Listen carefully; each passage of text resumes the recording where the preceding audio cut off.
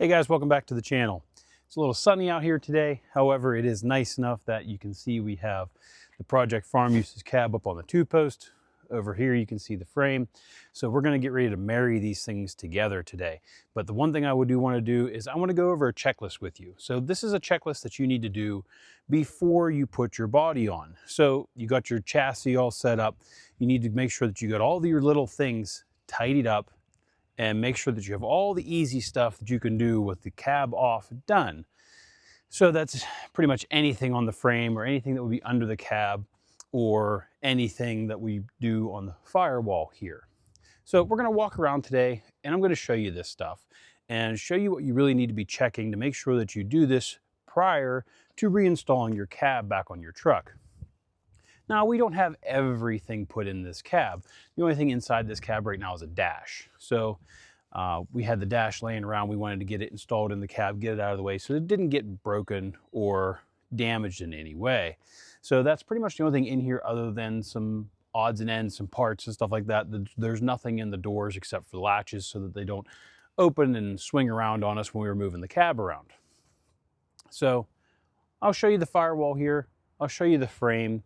And we're going to show you all the stuff that you really should do prior to reinstalling your cab back on your OBS Ford. So in the front of your firewall here, you can see we have everything installed on the firewall. We have our brake booster, our brake master cylinder. This has been bench bled and pre-filled and done. So we have this done. We have our steering shaft boot here. We have our plate for our master cylinder, since this is a 5-speed truck. Your wiper linkage and motor, all of that is installed. On this side over here, we have our full HVAC system installed. We have our dryer, our evaporator core. We previously did all of our foam stuffs to this HVAC box. And pretty much anything that you want done where it's a problem with the motor in the way. So we have our heat shield here. It's cleaned up. We have our push pins held in. And if you wanted to clean up your cab mounts, now is definitely the time to do that. So we have our cab mounts. We painted them here because they were a little worse for wear just from abuse and age and everything else. So we cleaned those up and painted those. So those are all done. But basically the inside of this firewall here is basically what you want done. So all of this stuff is a lot easier to do with a cab off the truck. And then we also obviously have our dash installed, which we mentioned a little bit earlier there, but all of this should all go in before the dash, especially your brake booster here. This makes it a lot easier without the dash in place to put this in. You can get to everything very easily, and because it bolts in through the pedal assembly. We have our clips installed for our brake lines, our wire retainers, and then all of our harness for the dash is installed along with our PCM. So our firewall is all done here. So this is basically what you want your cab to look like before you put it on. Now, if there's anything extra that you're adding on to this, then, obviously you would want to do that as well. So we're going to lift this cab up and show you what to do on the bottom of this cab before you roll your frame underneath.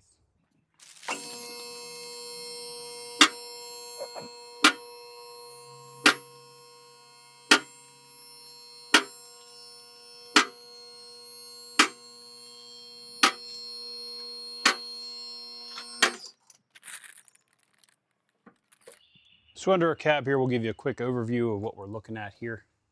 So you can see the bottom of this cab is still pretty dirty. We didn't do any painting or cleaning under here, except for somewhere we had to do some repairs here for the four-wheel drive shifter hole. So nothing crazy under here. The heat shield was a little bit messed up right here. So we had some things to take care of with that. So we have our cab corners here, or cab mounts rather. They are cleaned up and painted here. Same on this side here. And then we want to make sure that all of our heat shields are in place here. So there's a rivet here. So you need to make sure that that's in here. So this was bent down. So we'll just give that a little bit of bend back out of the way. So when your cab's been off and moved around, this heat shield tends to get destroyed. And you can see that this one's all beat up here. So we had to straighten this out a little bit better and re-rivet it back to the cab. You want to check and make sure, so we have a little bit of dirt here. We need to clean that little bit of dirt out of there. Same thing over here. And our cab mounts here, you want to make sure that there's nothing in here. So we do have a little bit of surface rust on the edge here, but we are going to oil this truck up whenever it's all done.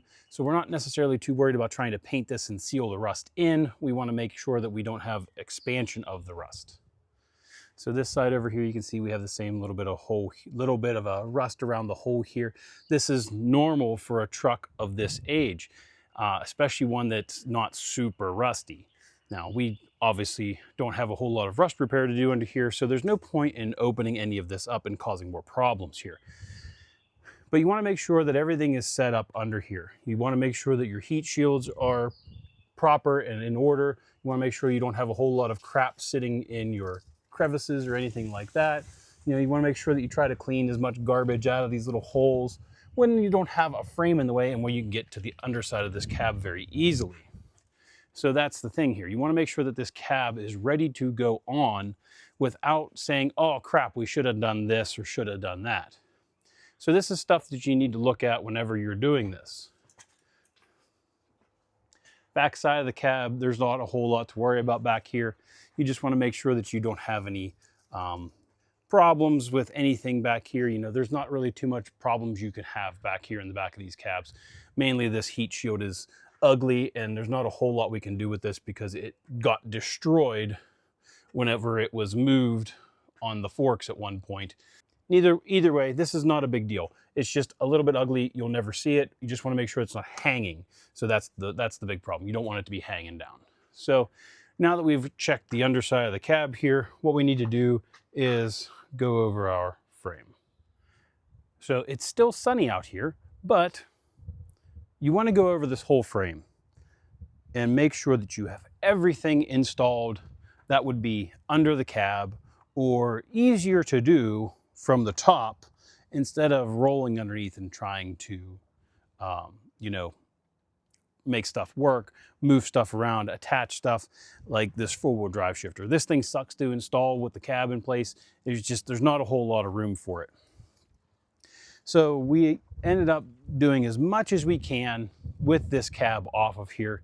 And I'll show you a little bit more of this, but the overview is basically, you know, we have our up pipes on, we have our transmission rebuilt here, we rebuilt the transfer case, we have our drive shafts installed, we have the exhaust installed. So I'll show you the exhaust here in a little bit. We have our exhaust installed, we have our drive shafts installed, we have our fuel system installed, the fuel tanks are installed. Everything that we could install on this thing from the top down is that much easier. So we have all of our engine stuff, it's all done. But there's some things you want to make sure you don't forget, or you want to make sure that you do before you put your cab back on. Now, there is a few things here that are generally overlooked when you're doing a project of this size, and it's always something small. So I'm going to go over this a little bit with you and show you the pinpoint areas on what we need to really focus on when you're doing this. So we have our battery cable here that goes down to the starter. We make these in-house, so it's not necessarily attached here at the front of the engine. However, it is attached and ran back to our starter, which obviously you can't see. This starter is much easier to put in with no cab in the way. So, you know, you have your engine in here, put the starter on because you can get to this top bolt right through the frame rail here. Super easy. Your ground cable here that goes to the back of the engine, this is something that's never fun to put in. Now, if you have an E4OD, this bolt is the same bolt that is holding the dipstick tube in as well. So make sure you put your ground on. That's a plus. If you have a fuel system that you want to do, okay, you can see our heat wrap here. So do your fuel system. It's a lot easier to do with nothing in the way. Downpipes and ZF5s, they don't get along. So, you know, trying to make this downpipe fit that's supposed to fit with a ZF5 and it doesn't. So we have to, you know, clearance the downpipe here to make it fit with the ZF5. You run down here, you know, we got all of our catalytic converter, or muffler, or exhaust system and stuff like that. This is a lot easier to do with the cab off. You know, we use these clamps like this. We don't use guillotine clamps. I throw them all in the trash because they're useless. If you ever need to service your exhaust, these are the ticket. Now we still have guillotine clamps that are holding the exhaust up. These are hangers, they're not necessarily pinching. You can see we don't have a rear end of the drive shaft here. We're still waiting on the boot, but we do have the front half of the drive shaft installed with our carrier bearing, which is here. Your fuel system, much easier to design, install, put it in here without a cab in place, and then running the wiring as well. This is what this loom is here. Getting that installed with the cab off is much, much easier. There's a lot of things that you can do on these trucks with the cab off that make things a lot easier. So you can see our cab is going to stop, about here. So everything forward of this cross member, be a crew cab, super cab, regular cab, anything you can do, it's a lot easier to do with the cab off. So we still have some stuff to do here. We obviously don't have a steering shaft installed. We don't even have the column in that truck. We have our slave cylinder here for the clutch. You want to make sure that this is all good and make sure that this boot is not torn. You want to make sure this is all bled properly. We ended up putting a new line on the slave here. So this is all pre-bled. It's set up. It's just hanging out here. So we have to put this on the cab once we bring it down. And then we can go ahead and run this line appropriately and put our boot on. You want to fix any wiring that may need to be repaired. This is a breather here for the transfer case. So these are generally broken off. You want to make sure that that's good. Check your shifter linkage bushings here, and make sure that your drive shafts are good and installed. So a lot of little stuff that you can do here to make this all work easier. It takes a lot less time to install. So on the back half of the frame here, we have our gooseneck hitch installed. We have our fuel tanks installed. The body mounts always suck with this front fuel tank installed. There's nothing you can do about it. And we have our lubrication here underneath our body mounts to help prevent squeaks, squawks, or rust in general. We have our new cables. So a lot of this stuff back here is going to be, hey, do this before the bed goes on. We have a new tank, new sending unit. We had to get our exhaust fit up here. Now with this gooseneck hitch, we ended up having to space this bracket down even more than what the gooseneck hitch recommended. And we did have a video on installing this, so you can check that out. They actually tell you to space this bracket down a little bit. We ended up doing it a little bit more with this 4-inch exhaust. So we have nominal clearance underneath our hitch here. We have our Curt hitch back installed in the back here, and then we have our exhaust pipe all installed here, and it's touching that shock there. We're gonna probably end up adjusting this a little bit more once we get everything set up and this exhaust relaxes a little bit.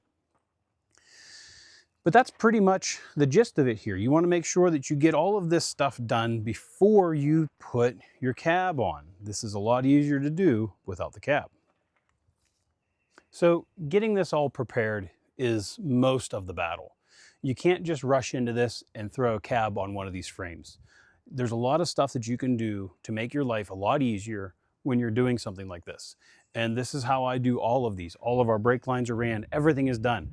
So we put this cab on here. It's basically just get it down, get everything affixed, run our brake lines from the master down to our frame, and get that all set up, plug everything in, and basically put everything together. Everything is above on top. You're not rolling around on creepers trying to install stuff.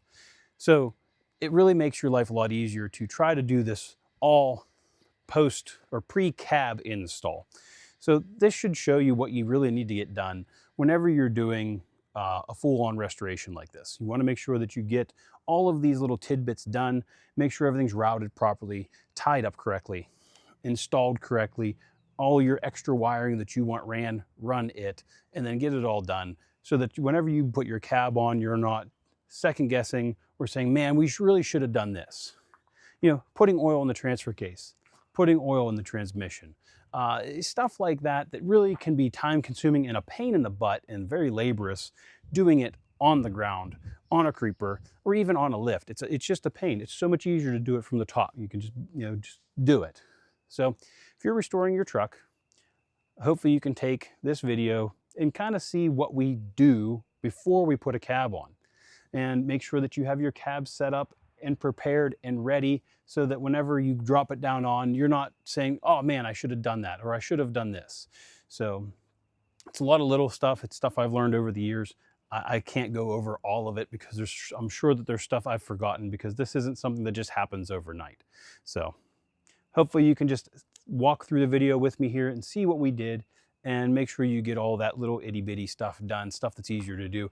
And something like this bracket on the back of this valve cover, or even installing your turbo and your up pipes and doing your intakes here and your CCV setup. That's a lot easier to do with the cab off. So there's a lot of little things you can do, and I highly suggest doing them if you can, because it's just going to make your life easier. So hopefully this will help you guys out in working on your truck if you're pulling your cab and wanting to do a whole lot of other things along with that. So hopefully it'll help you guys work on your own truck a little bit. So thanks for watching, guys. Catch you on the next one.